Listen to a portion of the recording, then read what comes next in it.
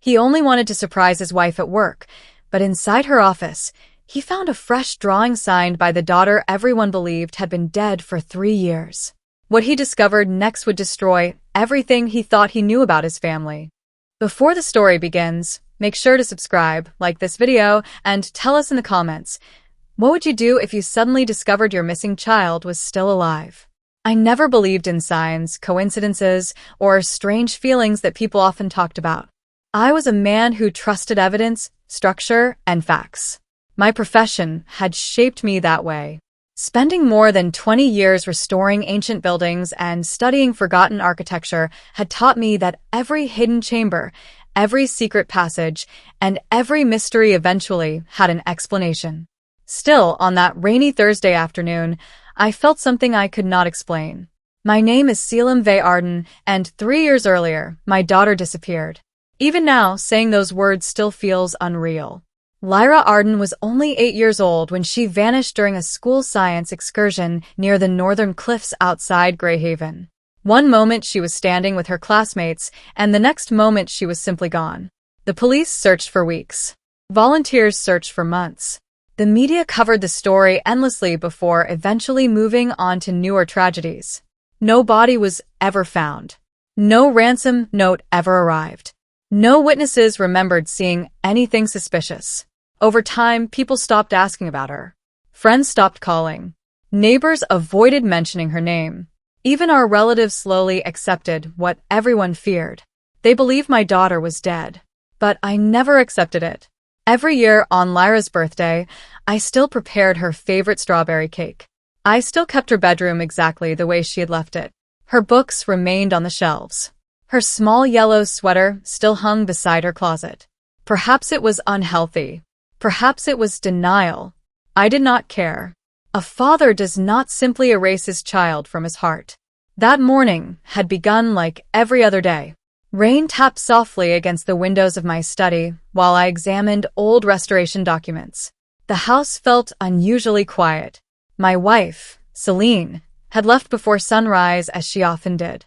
Our marriage had changed after Lyra disappeared. We no longer argued. We no longer laughed. In some ways, silence had become our language. Celine buried herself in work at the Oraline Research Center, where she served as a senior neurologist. I buried myself in old buildings and endless projects. We survived. But surviving was not the same as living. Around noon, I noticed the wrapped gift sitting on my desk. A restored antique brass compass.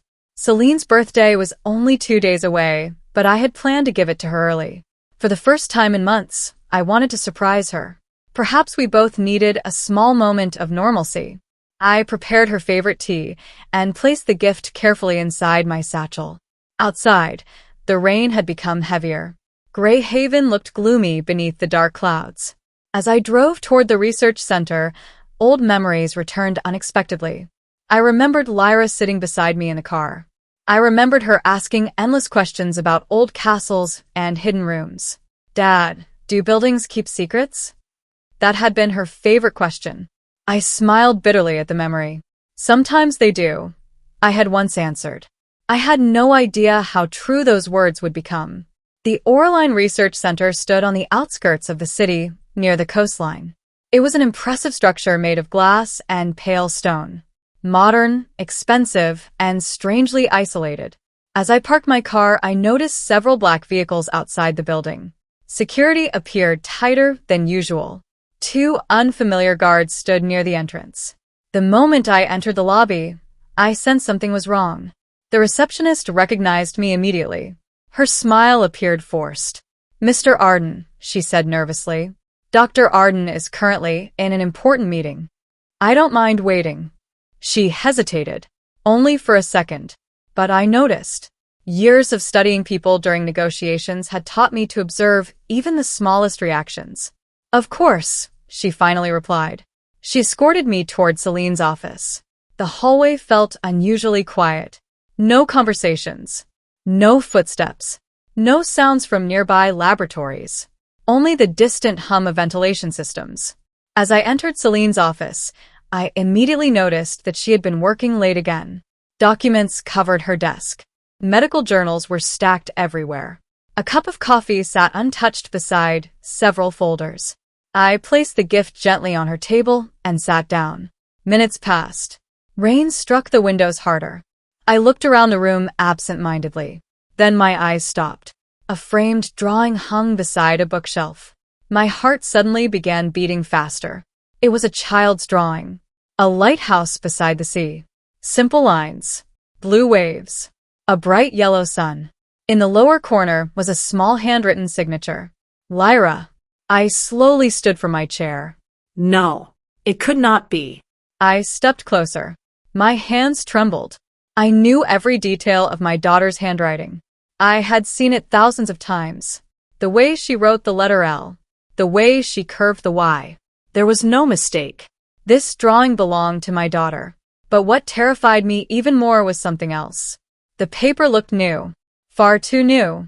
This drawing had not been hanging there for 3 years. Someone had placed it here recently. A cold sensation ran through my entire body. At that exact moment, I heard footsteps approaching outside the office door. The footsteps outside the office stopped. For a brief moment, the entire room became completely silent.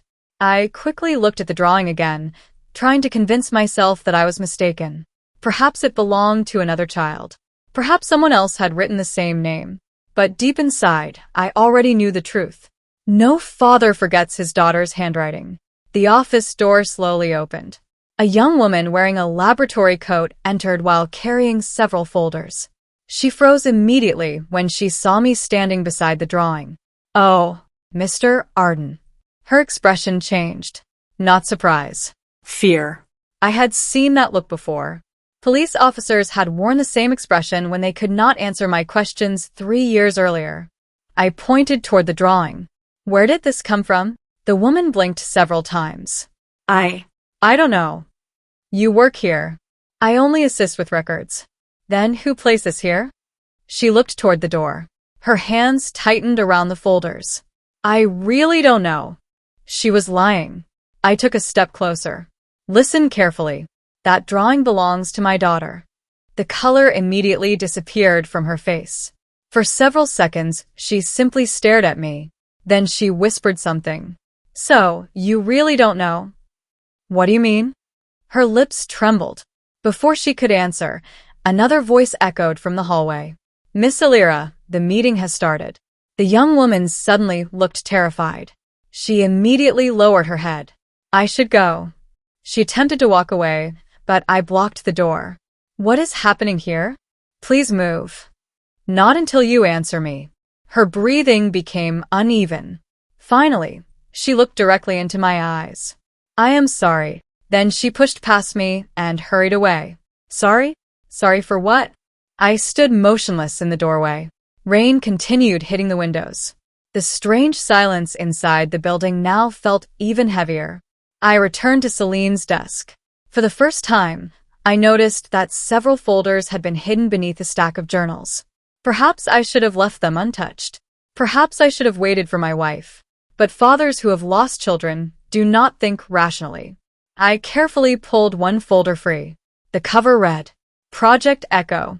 There was no hospital logo, no official authorization, no signatures, only a black symbol I did not recognize. A terrible feeling settled inside my chest. I opened the folder.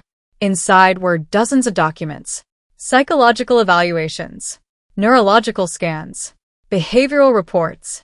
Many of the pages contained photographs of children. Some appeared no older than 7. Others looked like teenagers. Beside every photograph were notes discussing memory retention, trauma response, and cognitive adaptability. I felt sick. What kind of project involved so many children? Then I turned another page. My hand froze. A photograph stared back at me. It was blurry, taken from a distance. A little girl sat beside a window. Her hair had grown longer. Her face looked thinner. But there was no mistake. It was Lyra. Alive. The photograph carried a date. 11 days earlier. I nearly dropped the folder. My breathing became shallow. 3 years. For 3 years I had lived inside grief. For 3 years I had visited police stations and private investigators. For 3 years, I had been told to move on. And all this time, my daughter had been alive. A loud noise suddenly came from outside. The office door opened again. This time 2 security guards entered. Neither of them looked familiar. One was tall and broad-shouldered. The other kept glancing toward the folder in my hands. "Mr. Arden," the taller man said calmly, "you are in a restricted area." I slowly closed the folder. "Who are you people?" No answer. "Where is my daughter?" The men exchanged glances. A terrible silence followed. Then the second guard spoke quietly. "You shouldn't have seen that." Every instinct inside me screamed. I stepped backward. The guards moved forward. "Please come with us." "Where is Celine?" "Dr. Arden is occupied." "Take me to her." "Sir." The taller man sighed. "Please do not make this difficult." I had spent years studying old estates and ancient fortresses. One thing I learned was that every building possessed weaknesses. Entrances, service routes, maintenance corridors, escape paths. As my eyes moved around the office, I noticed something. A side door, partially hidden behind shelves, likely intended for staff access. Without another word, I turned and ran. "Stop him." Footsteps thundered behind me. I pushed through the side door and entered a narrow corridor. Red emergency lights illuminated the walls. The hallway was not shown on public building plans. I knew it immediately. This section had been added later, illegally. I continued running. Several doors passed by. Laboratories, storage rooms, electrical maintenance areas. Then I noticed something strange. The floor beneath my feet slightly changed. Different material, different construction methods. I suddenly realized that I was no longer inside the original building. There was another structure beneath it. Hidden, deliberately concealed. The guards were getting closer. I turned another corner and nearly collided with a metal service cart. Far ahead, I noticed an elevator. Its panel had no floor numbers, only symbols. My heart pounded violently. Who had built this place? And why? Suddenly, a soft sound echoed through the corridor. I froze. At first I thought it was only the ventilation system. Then I heard it again. A child humming. A familiar melody. A lullaby. The same lullaby I used to sing every night beside Lyra's bed. My entire body became cold. The sound was coming from somewhere below. Then, for the first time in 3 years, I heard my daughter's voice. Very faint, very weak, but unmistakably real. "Dad. Dad." The voice was barely louder than a whisper. For a moment I forgot how to breathe. Every sound around me disappeared. The footsteps of the guards, the hum of machinery, even the rain outside. Nothing existed except that single word. Dad. My legs almost gave out beneath me. "Lyra?" I whispered. No answer came. Then the humming started again. Weak. Trembling. But real. I moved toward the elevator at the end of the corridor. Behind me, the guards were getting closer. "Mr. Arden," one of them shouted. Please stop. I ignored him and pressed the elevator button. Nothing happened. No lights. No movement. The panel required an access card. Damn it. The guards turned the corner. The taller one raised his hands. "Sir, calm down." "Where is my daughter?" Neither of them answered. That silence told me everything. I stepped backward. "You knew." The younger guard lowered his eyes. "You all knew." "Please," he said quietly. "This situation is more complicated than you think." Complicated? My daughter had been missing for 3 years. There was nothing complicated about that. I grabbed the metal service cart beside me and shoved it toward them. The cart crashed loudly into the corridor. The guard stumbled. I immediately ran in the opposite direction. Several doors lined the hallway. Laboratory A. Laboratory C. Neural observation unit. None of it made sense. Then I reached a heavy steel door that had been left slightly open. I slipped inside and quietly closed it behind me. The room was dark. Rows of shelves filled with documents stood against the walls. Computer servers emitted a faint blue glow. This was some kind of archive room. I tried to slow my breathing. Outside, footsteps rushed past. For now, they had lost me. Then another voice suddenly emerged from the darkness. I was wondering when you would finally come here. I turned immediately. A man stepped into the dim light. He appeared to be around 60 years old. Tall. Perfect posture. Silver hair. Sharp gray eyes. He wore an expensive dark suit instead of a laboratory coat. And somehow, his calm expression frightened me more than the guards. He looked as if he had been expecting me. I know who you are, Mr. Arden. I stared at him.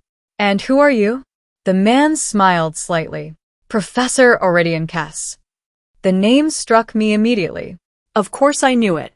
Everyone in medical academia knew that name. A brilliant neuroscientist. Award-winning researcher. Author of countless scientific papers. Several years ago, he had even appeared on television discussing treatments for severe trauma. He extended his hand politely. I did not shake it. Where is my daughter? His smile faded. Straight to the point. Interesting. Your daughter is alive. The words hit me harder than anything else. Even though I had already seen the photograph. Even though I had heard her voice.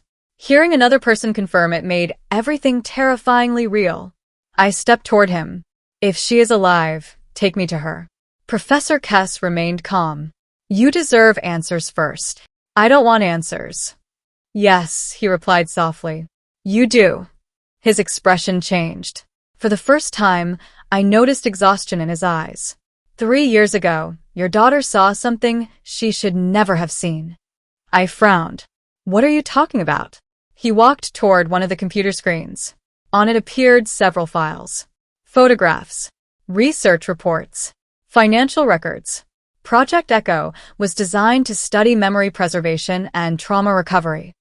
I felt anger rising inside me. You experimented on children. His face became unreadable. History often misunderstands progress. I nearly hit him. You kidnapped my daughter. No. The answer came immediately. Cold. Certain. Your daughter was never meant to disappear. I stared at him. What? Professor Kess folded his hands behind his back. On the day of her school trip, she accidentally entered a restricted property belonging to one of our partner organizations. My pulse quickened. She witnessed an unauthorized demonstration. Demonstration? He looked away for a moment. Some investors were funding advanced neurological trials. On children. Silence. That's silence again. Lyra recorded everything using her small camera. I suddenly remembered. Her birthday gift. A tiny digital camera. She had carried it everywhere. Professor Kess continued speaking. When we realized what she had seen, panic spread among several powerful individuals. My stomach twisted. They wanted her eliminated. The room suddenly felt colder. But I refused. I could barely process his words. Instead of killing her, they had hidden her. For 3 years. My hands shook with rage. You expect me to thank you? No. His voice became quieter. I expect you to understand the situation. I moved closer until we stood only a few feet apart. My daughter lost 3 years of her life. I know. My wife lost her child. I know.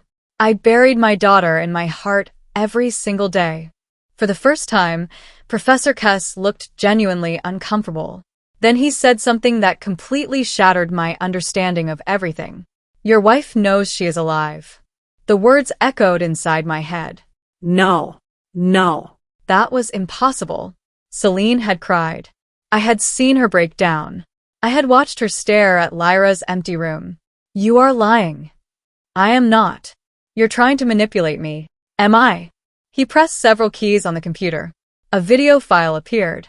The date displayed on the screen was 6 months earlier. The image showed this very facility. Then I saw her. Celine. My wife. She was speaking with Professor Kess. Not as a prisoner. Not under threat.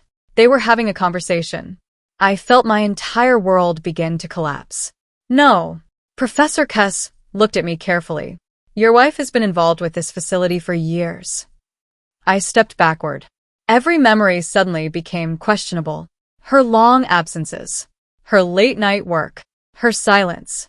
Her refusal to discuss the investigation. No. Then another voice suddenly came from behind me. He isn't telling you the whole truth. I turned immediately. Standing in the doorway was Celine. Her face was pale. Her eyes were filled with tears. And for the first time in years, I saw genuine fear in them. Selim, she whispered. I can explain everything. I can explain everything. Celine's voice trembled. For several seconds, nobody moved. I simply stared at her. The woman standing before me was my wife of 19 years. The woman who had cried in my arms after our daughter disappeared. The woman who had sat beside me during endless nights of grief. And now I had just learned that she knew Lyra was alive. I could barely recognize her. Explain, I finally whispered. Celine took a cautious step forward. Selim, please listen to me. No. My voice echoed across the archive room. Professor Kess remained silent, watching us carefully. You knew? I asked. All this time. Tears formed in Celine's eyes. Yes. The answer hit me harder than I expected. There was no denial. No excuse. Just one simple word. Yes. I felt my knees weaken. 3 years. 3 entire years. I remembered every sleepless night. Every birthday. Every anniversary. Every moment I had looked at Lyra's empty chair. And Celine had known. You let me believe she was dead. I never believed she was dead. But you let me believe it. My voice cracked. For the first time in years, anger completely overwhelmed me. Celine covered her mouth. You think I wanted this? Then tell me why. Professor Kess slowly stepped backward, almost as if he understood this conversation no longer belonged to him. Celine inhaled shakily. The day Lyra disappeared, I received a message. I frowned. What message? They sent me a photograph. Her voice became quieter. A photograph of Lyra. I stared at her. Alive. The room suddenly felt suffocating. They told me that if I informed the police, if I told anyone the truth, she would disappear forever. I looked at Professor Kess. His expression remained unreadable. Celine continued. I didn't know who they were. I didn't know where they had taken her. I only knew that our daughter was alive. Why didn't you tell me? Her tears finally fell. Because I knew you. I blinked. What? You would have gone to the police immediately.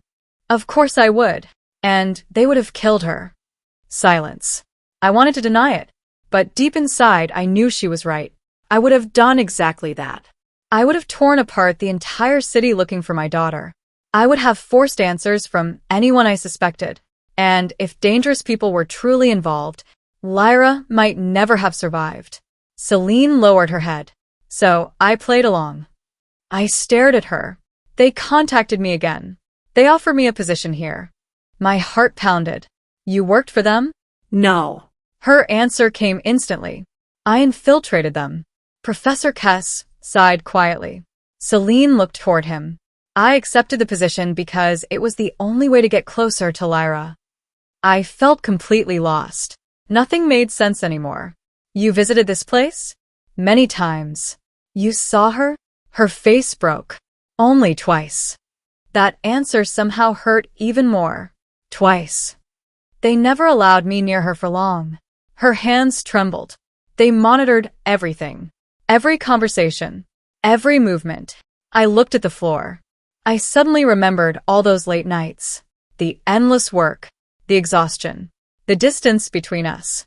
All this time she had been fighting alone. And I had thought she had simply moved on. I hated myself every day, Celine whispered. I watched you suffer. Her voice shook violently. I watched you sit inside Lyra's room. She began crying openly. I wanted to tell you everything. I could not speak. But every time I tried, they reminded me what would happen. Professor Kess finally spoke. I protected your daughter. I immediately turned toward him. You imprisoned her. His expression darkened. You still don't understand. No, I understand perfectly. You do not. He walked toward one of the monitors. Images appeared on the screen. News reports. Financial records. Photographs of politicians and wealthy businessmen. Several faces had been blurred. The people funding Project Echo are extremely powerful. I frowned. Professor Kess looked directly at me. They wanted Lyra dead. The room became silent. I refuse. You expect me to believe you're the hero? No. His voice sounded tired. I am many terrible things, Mr. Arden, but I did not allow them to kill a child. I looked at Celine. She slowly nodded. He is telling the truth. I felt another piece of my anger crumble. Professor Kess continued. Your daughter became both a witness and a liability. So you kept her prisoner. I kept her alive. I clenched my fists. Before I could respond, an alarm suddenly echoed through the entire facility. A loud mechanical siren filled the room. Everyone froze. Professor Kess immediately looked toward one of the monitors. His face turned pale. No. Celine frowned. What happened? The monitor displayed multiple security feeds. Armed men were entering the building. Not security personnel. Something else. Men dressed entirely in black. My stomach dropped. Professor Kess whispered something under his breath. They came sooner than expected. Celine looked horrified. Who are they? Professor Kess slowly turned toward us. The investors. The lights flickered. Another alarm sounded. Then every monitor abruptly switched off. Emergency lighting activated throughout the room. Red lights illuminated the archive. For the first time since meeting him, Professor Kess looked genuinely afraid. They know Mr. Arden found the truth. I stared at him. What are you talking about? He looked directly into my eyes. They are here to erase all evidence. A loud explosion echoed somewhere above us. The entire room shook. Dust fell from the ceiling. Celine gasped. Then another terrible realization struck me. I grabbed Professor Kess by his collar. Where is Lyra? He looked at me. For several endless seconds. Then he answered quietly. On the lower level. My heart nearly stopped. Another explosion echoed through the facility. The lights flickered again. Somewhere in the distance, people began screaming. Professor Kess slowly removed my hand from his collar. If we do not move now. His voice became grim. Your daughter will die tonight. Your daughter will die tonight. Those words erased everything else from my mind. The anger, the betrayal, the confusion. Nothing mattered anymore except Lyra. Another explosion shook the building. Somewhere above us, glass shattered. Emergency lights flashed red across the archive room. Celine immediately moved toward the door. We have to get to her. Professor Kess nodded. The lower level is beneath the old foundation. I looked at him. You built secret floors under this facility? His expression darkened. No. They existed long before the research center. What? The original structure was an abandoned military installation. That explained the strange architecture. The hidden corridors. The reinforced walls. This place had been designed to remain unseen. A loud burst of gunfire echoed in the distance. Celine froze. Those aren't security officers. No, Professor Kess replied quietly. They are here to destroy every record and every witness. Every witness. That included Lyra. And us. Without another word, we left the archive room. Smoke was already creeping through the corridors. The air smelled of burning plastic and electrical wiring. As we hurried through the dim hallway, I noticed several staff members running in panic. Some were crying. Others appeared completely confused. Whatever operation had existed here was collapsing. Professor Kess led us toward a narrow stairwell hidden behind a maintenance door. This way. As we descended, the sounds from above became distant. The stairs seemed endless. Concrete walls surrounded us. No decorations. No windows. Only old steel doors and flickering lights. This level wasn't on the building plans, I said. It was never meant to be. We finally reached another corridor. This section looked older than everything else. The walls were worn. Some areas showed signs of water damage. The military facility had existed long before Oraline. As we moved forward, I noticed children's drawings attached to one wall. My heart tightened. Small houses. Trees. Animals. A lighthouse. Lyra's lighthouse. She had been here. Celine touched one of the drawings gently. Her eyes filled with tears. She kept drawing these. Professor Kess lowered his gaze. It helped her remain calm. I looked at him angrily. You speak as if this was some kind of school. He did not respond. Before anyone could say another word, footsteps suddenly echoed behind us. Several armed men appeared at the far end of the corridor. Black uniforms, face coverings, weapons raised. There they are. Professor Kess cursed quietly. Run. Gunfire erupted. Bullets struck the walls around us. Concrete fragments flew into the air. Celine grabbed my arm. We ran. The corridor twisted several times before opening into another chamber. This room looked entirely different. It resembled a dormitory. Small beds, bookshelves, Toys. children's belongings. For a brief moment, I could not move. This was where they had kept them. This was where my daughter had spent 3 years. A sudden voice interrupted my thoughts. Professor! A woman emerged from another room. She appeared to be in her late 30s. Her dark hair was disheveled, and she carried a portable computer against her chest. Professor Kess looked surprised. Mira? The woman immediately looked toward us. Then her eyes widened. You brought him here? I had no choice. She looked at me carefully. You must be Selim Arden. I nodded cautiously. My name is Mira Sullivan. Her expression became heavy. I've been waiting a very long time for this day. Another explosion echoed above us. The lights flickered. Celine frowned. What is happening? Mira swallowed hard. The investors are shutting everything down. She raised the portable computer. I copied the research files months ago. Professor Kess looked stunned. You did what? She stared directly at him. My brother died because of this project. Silence filled the room. He was one of the first subjects. Professor Kess slowly lowered his head. I promised myself that one day I would expose everything. Another burst of gunfire echoed from nearby. Mira quickly looked toward a side hallway. They're getting closer. I stepped forward. Where is my daughter? Mira immediately pointed toward a reinforced door. Room 7. I did not wait. I ran. My heart pounded violently. The corridor suddenly felt endless. Room 3. Room 4. Room 5. Every second felt like an hour. Finally, I reached the last door. Room 7. My hand trembled as I touched the handle. For a moment, fear stopped me. What if she did not recognize me? What if I was too late? Behind me, Celine softly whispered. Selim. I slowly opened the door. The room was small. A bed stood beside a window. Books were stacked neatly on a shelf. Several drawings covered the walls. And sitting near the corner was a little girl. Her hair was longer. Her face looked older, thinner. But there was no mistake. It was Lyra. She slowly lifted her head. Our eyes met. Neither of us moved. For several seconds, the world became completely silent. Then she stood. Her lips trembled. Dad. I could no longer hold back my tears. Lyra. She stared at me as if afraid I would disappear. Then, in a very small voice, she asked, You came back? I dropped to my knees.